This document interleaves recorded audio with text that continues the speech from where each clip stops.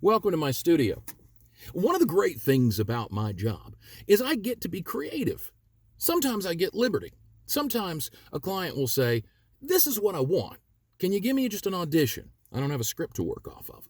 So today, I'm going to take those directions, which are kind of pretty simple, and I'm going to apply them to one of my favorite books ever, Sun Tzu's The Art of War. I'll narrate this book as directed.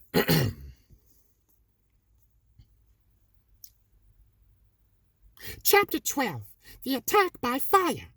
Sun Tzu said, there are 5 ways of attacking with fire. The first is to burn soldiers in their camp. The second is to burn stores. The third is to burn baggage trains. The fourth is to burn arsenals and magazines. The fifth is to hurl dropping fire amongst the enemy.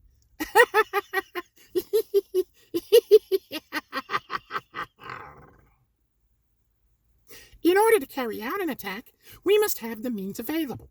The material for raising fire should always be kept in readiness.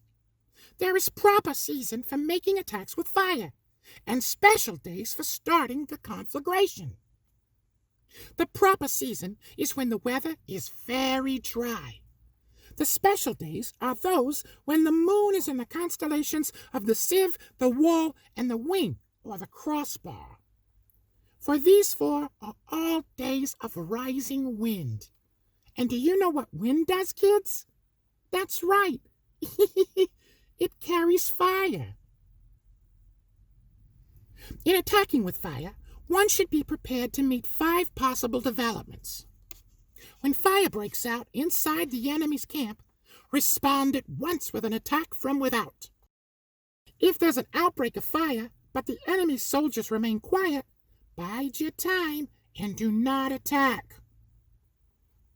When the force of the flames has reached its height, follow it up with an attack, if that is practicable. If not, stay where you are. If it is possible to make an assault with fire from without, do not wait to break it out within, but deliver your attack at a favorable moment. When you start a fire, be windward of it. Do not attack from the leeward.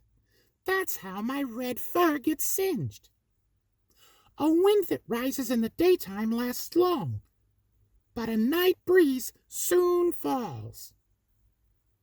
In every army, the 5 developments connected with fire must be known, the movements of the stars calculated, and a watch kept for the proper days. Hence, those who use fire as an aid to the attack show intelligence. Those who use water as an aid to the attack gain an accession of strength. By means of water, an enemy may be intercepted, but not robbed of his belongings. Unhappy is the fate of one who tries to win his battles and succeed in his attacks without cultivating the spirit of enterprise. For the result is a waste of time and general stagnation. Hence the saying, the enlightened ruler lays his plans well ahead. The good general cultivates his resources. Be a good general.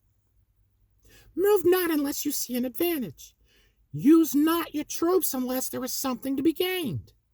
Fight not unless the position is critical. No ruler should put troops into the field merely to gratify his own spleen. No general should fight a battle simply out of pique. If it is to your advantage, make a forward move. If not, stay where you are. Anger may in time change to gladness. Vexation may be succeeded by content. But a kingdom that has once been destroyed can never come again into being, nor can the dead ever be brought back to life. Hence, the enlightened ruler is heedful, and the good general full of caution. This is the way to keep a country at peace and an army intact.